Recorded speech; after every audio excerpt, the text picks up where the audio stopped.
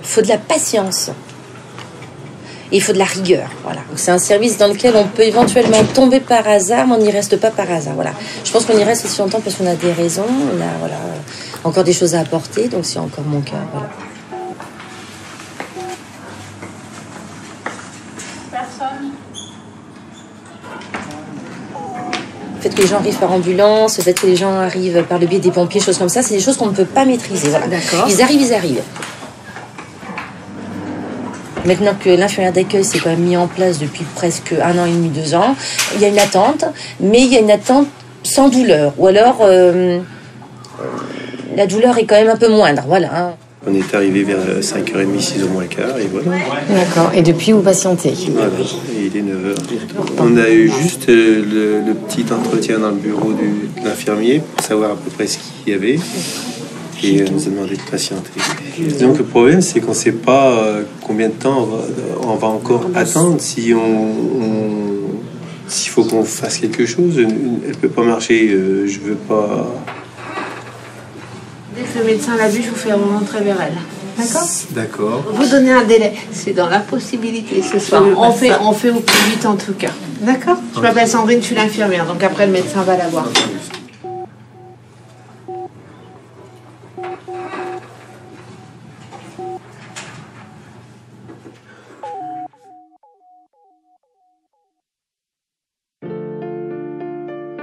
Bonjour monsieur. De toute façon, on est tributaire des patients, de l'arrivée des gens, du diagnostic, de la pathologie et des services. On est tributaire du temps, tout le temps en fait. Je me suis présentée, j'avais super mal et je me suis assise et quand c'était mon tour, la secrétaire, elle a vu que j'étais pas bien, elle a tout de suite appelé quelqu'un. Elle m'a fait tout de suite asseoir et dans les 2 secondes, j'avais quelqu'un qui me prenait en charge. Est-ce que vous avez la sensation que le temps ne passe pas assez vite? Bah forcément, vu qu'on vient pour une urgence qui nous paraît une urgence au départ. Oui. Dans le cas de la jeune fille, c'est bien parce qu'elle est arrivée avec un gros saignement de nez, elle a été prise en charge tout de suite, donc elle a été soulagée rapidement. Et dans le cas de ma fille où on attend une radio, on est là depuis 4 heures. Après, si on attend 3 heures, 4 heures, je m'en fiche, quoi. Je suis pas... Maintenant, on va attendre, c'est sûr que c'est casse-pied, mais bon, c'est casse-pied pour tout le monde, hein, pour eux, pour nous.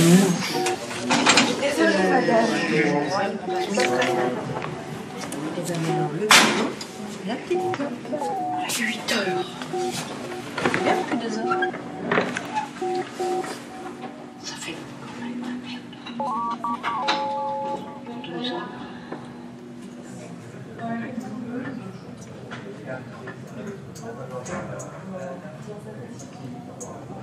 C'est bien ça.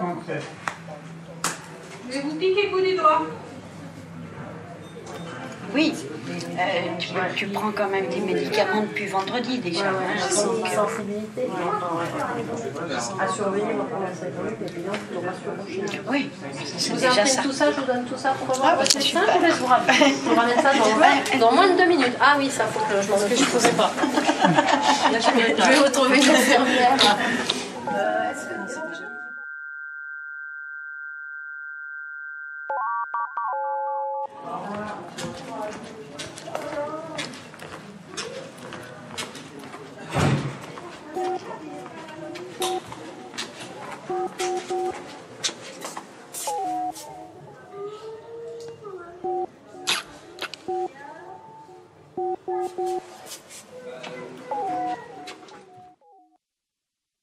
Pourquoi on choisit d'être aux urgences? C'est un service très spécial et on pourrait l'expliquer longtemps, je pense.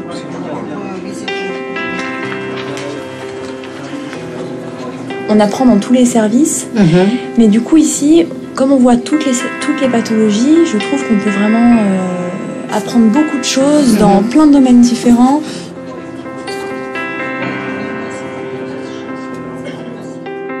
je vais essayer de le faire le plus rapidement possible. Tout en essayant quand même de discuter avec la personne, parce que c'est le peu de temps qu'on peut avoir, c'est ce temps-là où on essaye d'instaurer une relation. Donc des fois c'est frustrant parce qu'on n'a pas assez de temps, on met un quart d'heure après, oh tu peux remettre en attente lourde. Ouais, en un quart d'heure t'as pas le temps de trop parler quoi. L'écoute c'est très très important, parce qu'un patient, on aura beau aller vite, être rapide, lui il s'en fout. Il s'en fout, le patient, qu'on soit rapide. Et lui, ce qu'il veut, c'est qu'on l'écoute et qu'on se montre disponible et qu'il ait l'impression qu'on s'occupe de lui. Oui. Voilà.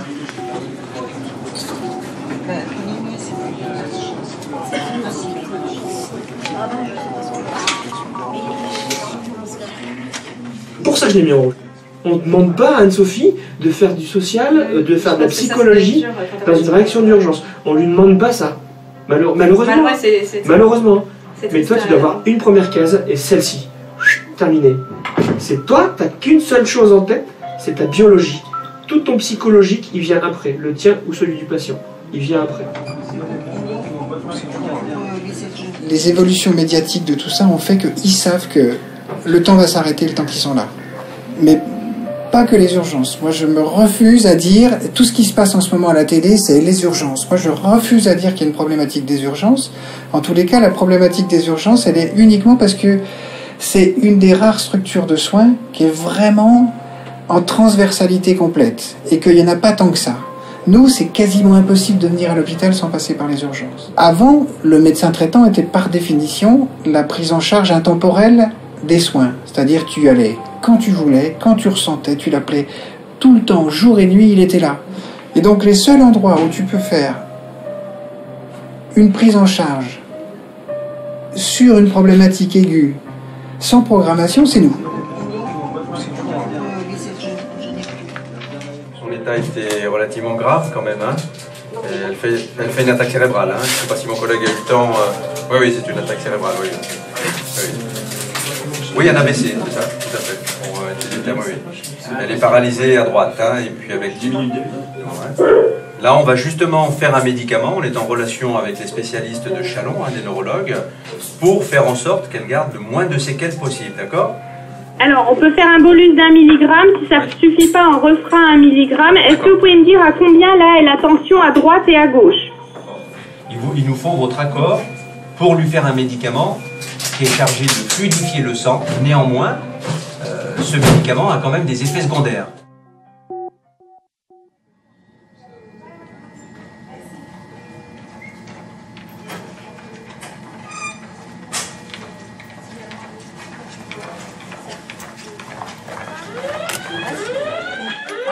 Ils partent là, il en arrête.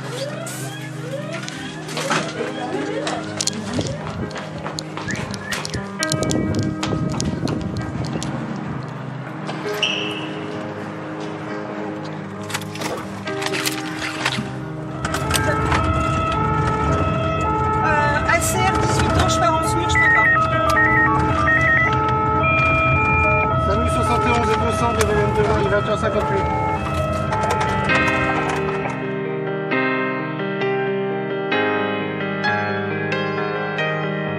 Alors mon objectif, c'est d'arriver sur les lieux.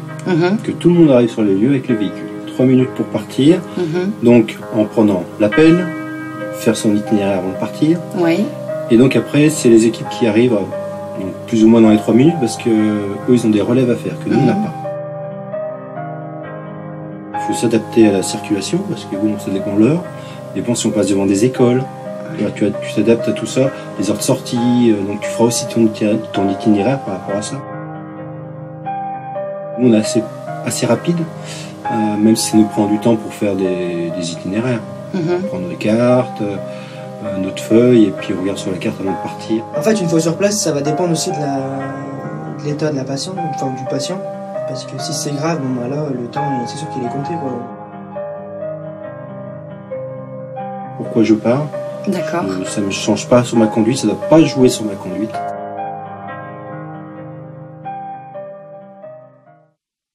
SAMU 111 200, volume de Mâcon, départ CH 15h27. C'est quoi là? Sur quel niveau? Juste avant l'air de Lyon. avant l'air de Saint-Alzin. Saint-Alzin, mais dans l'autre sens? Non, dans l'autre sens à nous, Lyon-Paris.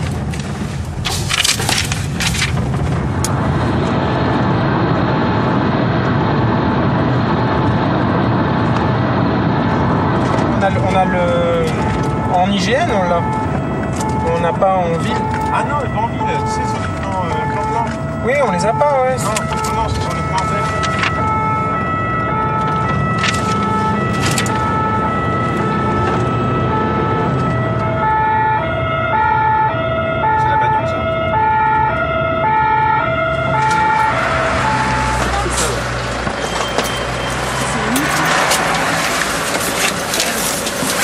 Mon sac le vert dans la pochette. Le bleu ou le jaune? Il faudrait bien s'il doit après. Derrière, ici. On va m'arrêter en route.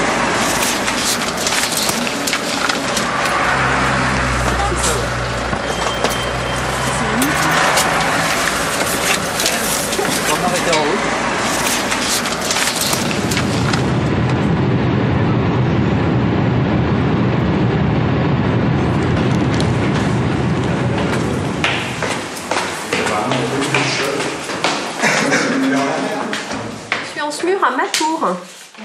À Matour.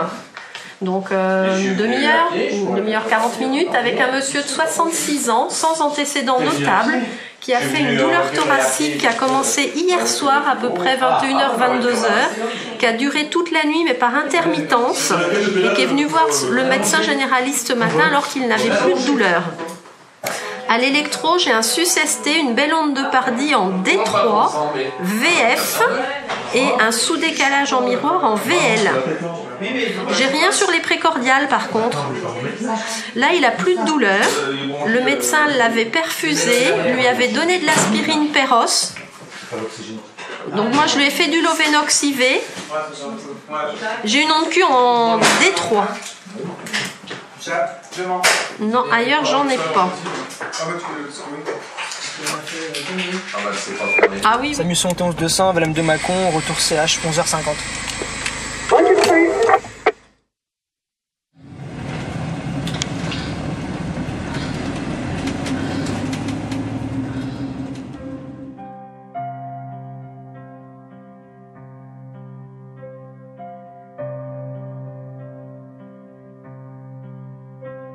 Tu dois être dans l'hyper-capacité à t'auto-organiser pour ne pas perdre de temps.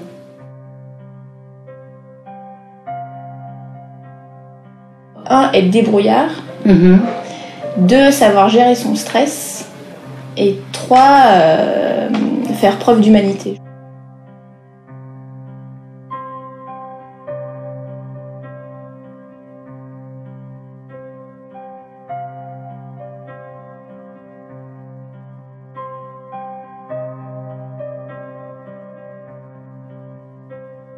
Chaque minute, chaque seconde passée est importante.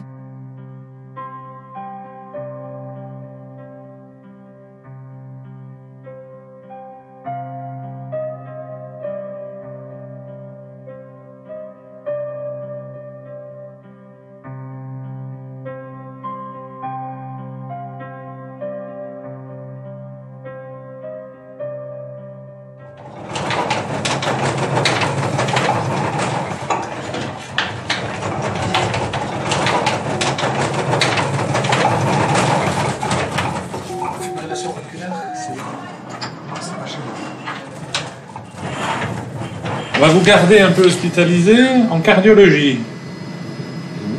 Unité de soins intensifs de cardiologie. Avec des infirmiers de la psychiatrie qui vont être avec vous aussi. Et la semaine prochaine, vous allez à Dijon pour changer la pile. Puis d'ici là, il faut que vous soyez un peu plus apaisé et que vous ayez moins l'impression d'être envahi par les Algériens, parce qu'il n'y a pas d'Algériens là. Non, mais il y en a là-bas. Oui, il y en a là-bas, mais vous les avez vus, mais nous pas. Alors c'est ça le problème. Voilà, oui. Tout le monde les voit pas, vous les voyez, mais nous pas. Alors on a un peu de mal à... Oui. On voit pas la même chose, c'est pour ça qu'on n'est pas bien d'accord. D'accord ?